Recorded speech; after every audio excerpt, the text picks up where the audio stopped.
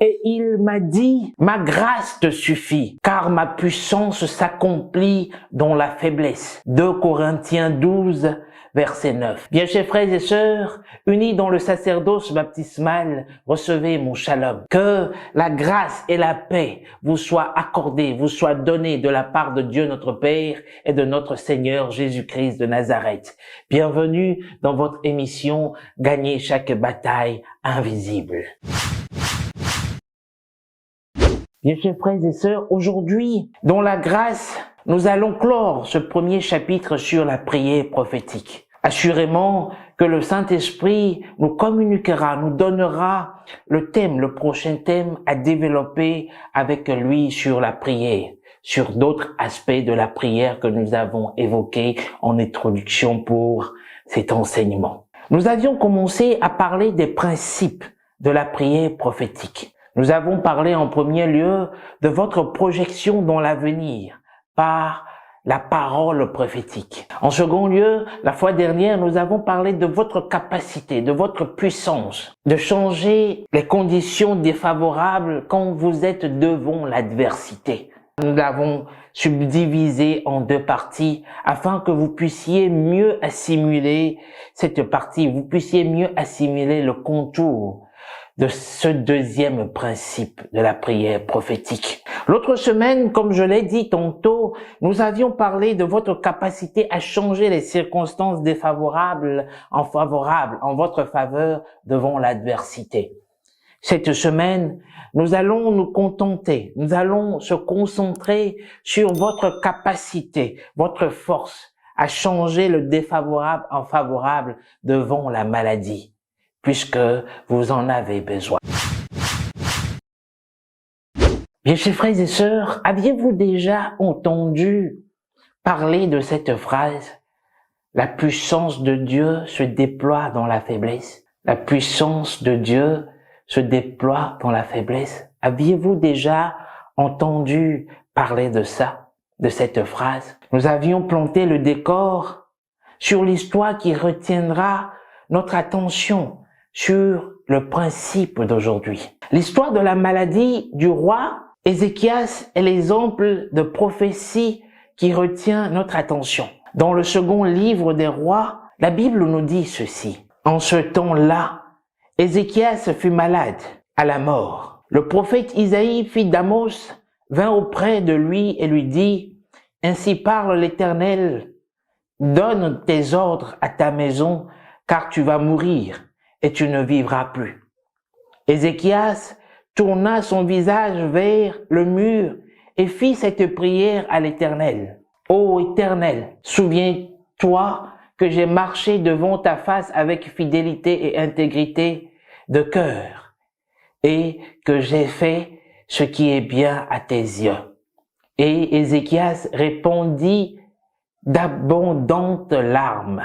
2 Rois 20, versets 1 à 3. Bien, chers frères et sœurs, que feriez-vous ou que faites-vous à l'annonce d'une nouvelle selon l'humain est malheureuse? Que faites-vous?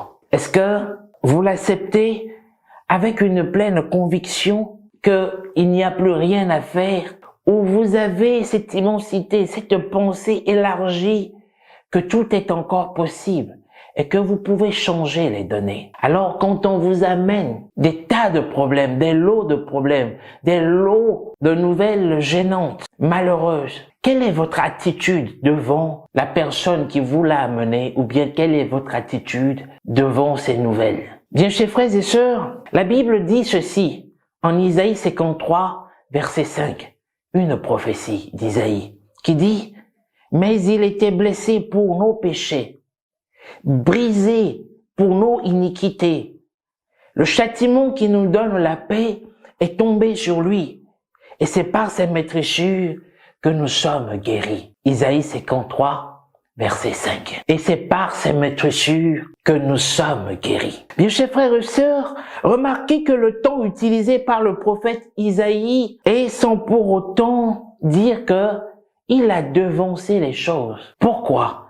Parce que Jésus n'a pas encore connu, ou bien il n'a pas encore subi le supplice. Isaïe a prophétisé. Il s'est projeté dans l'avenir quand il dit qu'il était blessé par nos péchés. Le temps qu'Isaïe a utilisé quand on s'en tient à la conjugaison, le temps qu'il a utilisé est essentiel, d'une importance capitale pour que vous puissiez comprendre cette prophétie. Il dit, mais il était blessé par nos péchés, brisé par nos iniquités. Le châtiment qui nous donne la vie est tombé sur lui, et c'est par ses meurtrissures que nous sommes guéris. Ce qui veut dire qu'avant même que Jésus ne soit sacrifié, l'agneau ne soit sacrifié sur la croix, il a été sacrifié avant la fondation du monde, ce qui nous procure cette paix. Est-ce que vous me comprenez? Chronologiquement, le prophète Isaïe s'inscrit dans l'ancienne alliance. Le prophète Isaïe est un prophète de l'Ancien Testament, mais sa projection dans l'avenir l'a déjà placé au-dessus de toute maladie par une prophétie qu'il a libérée pour lui et pour le reste de l'humanité. Ce qui veut dire que Isaïe a déjà eu la connaissance de l'Esprit sur ce qui allait passer sur Jésus, les conséquences positives que la mort de Jésus-Christ va nous procurer. Beaucoup ne savent pas qu'ils sont déjà guéris et qu'aucune maladie n'a de puissance sur eux. Beaucoup ne savent pas que l'iniquité a été enlevée. Beaucoup ne savent pas que l'opprobre de la maladie a été détruite par la croix. La Bible dit que quand Christ a été crucifié, il a été crucifié avec nous. Quand il est mort, nous étions morts avec lui. Et quand il est ressuscité, nous sommes ressuscités avec lui. Ce qui veut dire que nous marchons dans une nouveauté de vie et que devant la maladie n'a pas de puissance sur notre vie. Nous marchons dans une nouveauté de vie. En méditant sur cette prophétie, je me suis demandé si éventuellement le roi Ézéchias n'était pas au courant de cela, de cette prophétie. Car remarquez qu'Ézéchias, bien qu'étant malade à mort, est conscient de la prophétie que venait de lui donner le même prophète Isaïe, qu'il allait mourir et qu'il doit mettre tout en œuvre. Il n'a pas prié pour sa guérison. Ézéchias n'a pas supplié Dieu pour lui dire « Donne-moi encore un peu de temps ». Non.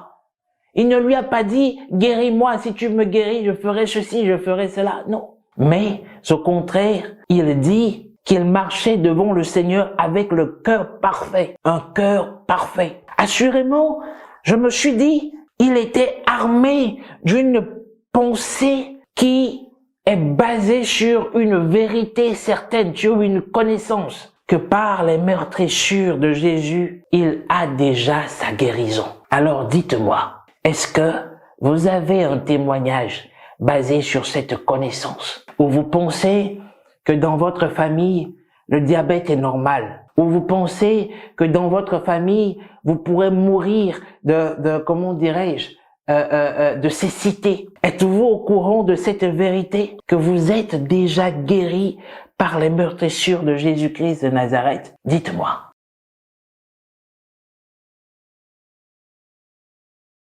Bien, chers frères et sœurs, il n'est pas étonnant que Jésus lui-même a dit, si je puisse paraphraser, avant que Moïse ne soit jeté. Ce qui veut dire que Jésus était déjà l'immensité au commencement de la création. Au commencement était la parole. La parole était avec Dieu, la parole était Dieu, et par lui tout fut fait. La parole prit chair en une vierge. Voilà l'essence de Jésus. Jésus était la parole manifestée en une vierge. Alors, j'ai déduit humblement qu'Ézéchias savait avec certitude dans son esprit, ce qui veut dire que le Saint-Esprit lui a communiqué qu'il y a quelqu'un qui a été blessé pour ses péchés, qu'il y a quelqu'un qui a été brisé pour ses iniquités, et que le châtiment qui lui donne la paix est tombé sur cette personne. C'est pourquoi Ézéchias savait déjà qu'il a la guérison. Alors, cette situation, bien cette connaissance va changer toute chose. Si Ézéchias savait cela, sans connaître Jésus physiquement, pourquoi vous, qui aviez l'histoire de Jésus, pourquoi vous, qui aviez la connaissance des termes de la nouvelle alliance. Vous n'avez pas idée de ce que Jésus-Christ a accompli sur la croix pour que vous soyez libres, vous soyez guéris. Dites-moi, pourquoi pas vous?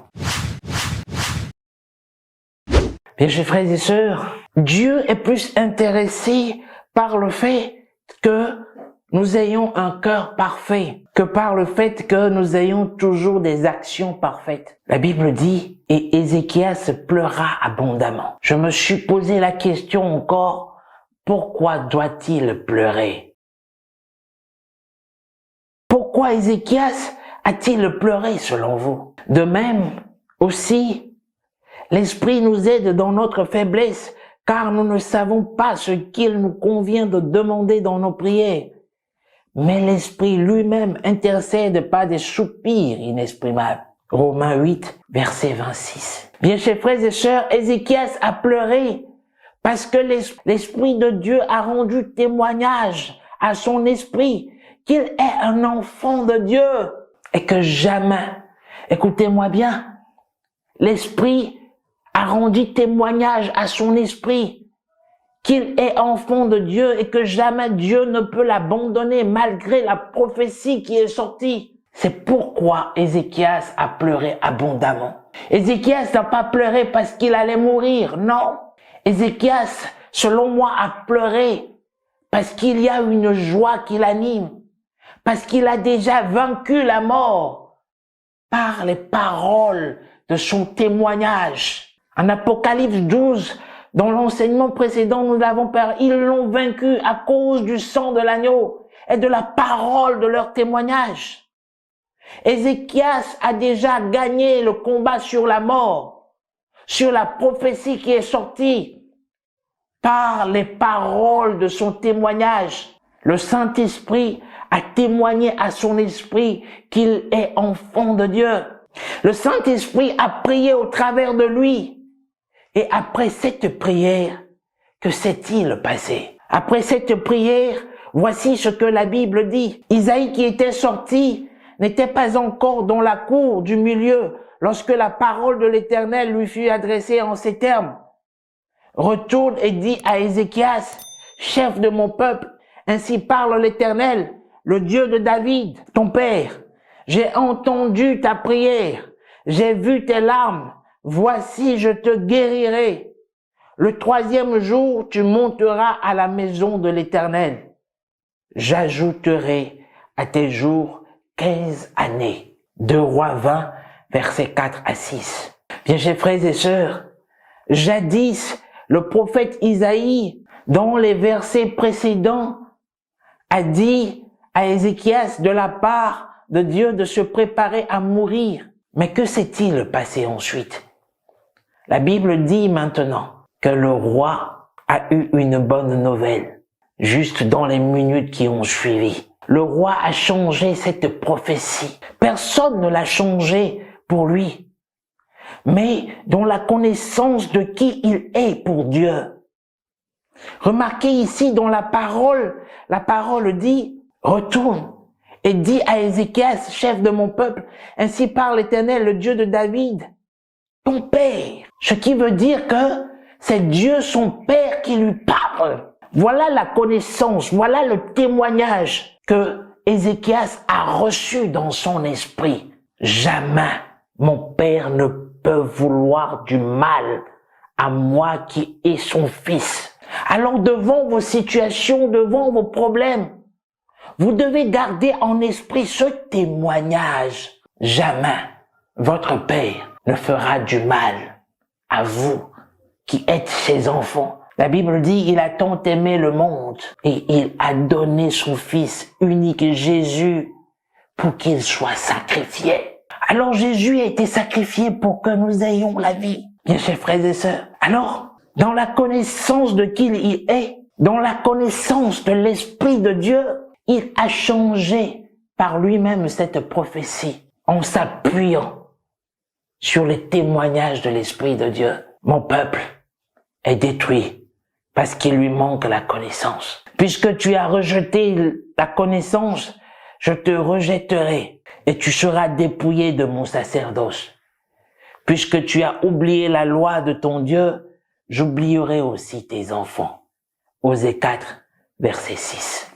Bien, chers frères et sœurs, je prie que le témoignage d'Ézéchias soit votre partage maintenant au nom puissant de Jésus-Christ de Nazareth. Je prie que le Saint-Esprit puisse communiquer à votre esprit maintenant ce témoignage que Dieu vous a tellement aimé et qu'il a sacrifié son Fils unique pour vous, pour que vous soyez guéris, pour que vous soyez enrichis, pour que vous gagnez chaque bataille invisible qui se dresse contre vous. Et chers frères et sœurs, vous ne devez plus être détruits par manque de connaissances. La Bible dit qu'Ézéchias tourna son visage vers le mur, pleura et pria. Alors Dieu a envoyé une autre prophétie dans les minutes qui ont suivi automatiquement. Jésus n'a-t-il pas dit tout ce que vous demanderez au Père en mon nom? Croyez que vous l'avez déjà reçu et vous le verrez s'accomplir. Alors dites-moi, pourquoi tant de malades meurent encore? Pourquoi les maladies ont pris le dessus sur vous? Pourquoi vous avez commencé à accepter que c'est normal que vous soyez malade?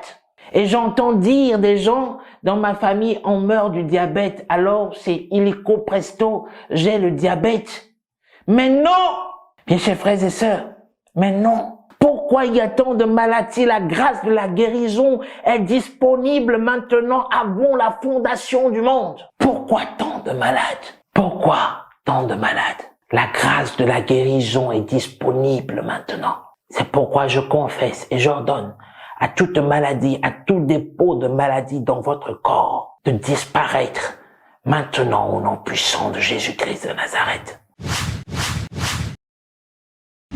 Bien, chers frères et sœurs, nous achevons paisiblement cet enseignement sur la prière prophétique. C'est pour que vous sachiez que vous êtes enfants de Dieu, remplis du Saint-Esprit, que vous avez reçu la capacité de dire des paroles puissantes. C'est pour que vous sachiez que vous êtes enfants de Dieu et que le Saint-Esprit prie au travers de vous, rend témoignage à votre esprit que vous avez la capacité de faire ressortir de vous des paroles qui émanent de Dieu lui-même. Retenez que le plus grand aspect de la prière prophétique est de déclarer la parole de Dieu au passé, devant toutes les situations qui se dresseront devant vous. Projetez-vous dans l'avenir, car vous avez la capacité de changer le défavorable en favorable. Quand sous l'onction vous déclarez cette parole sur vous, vous prophétisez sur votre vie. Ce que vous dites s'accomplira assurément. Ce qui sort de votre bouche trouve son accomplissement et vous le recevez dans votre esprit.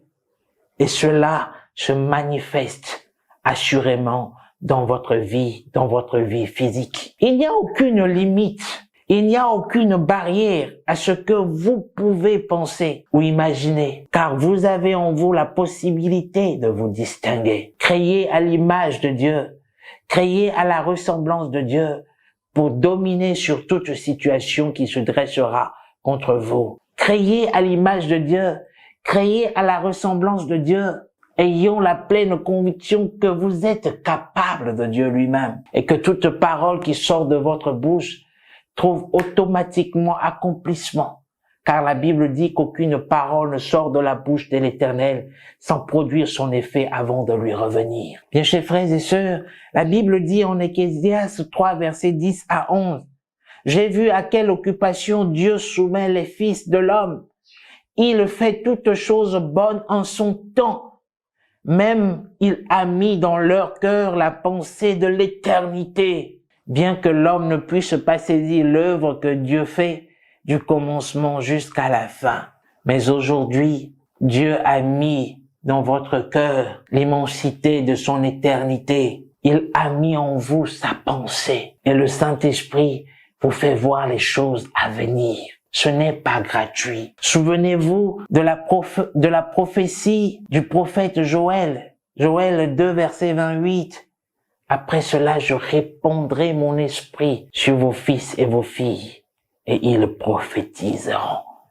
Vos vieillards verront des songes. La grâce est disponible maintenant. L'Esprit de Dieu est répandu sur toute chair. Alors qu'attendez-vous pour prophétiser? Qu'attendez-vous pour prophétiser? Qu'attendez-vous pour vous projeter dans l'avenir? Prophétisez sur votre vie. Changez les situations. Déclarez votre futur au présent et vous le verrez s'accomplir. Alors qu'est-ce que je puisse dire de mieux et de meilleur? Soyez définis par la puissance de la prophétie, maintenant et à jamais. Shalom, et que la grâce vous soit accordée abondamment. Merci et bonne journée à vous.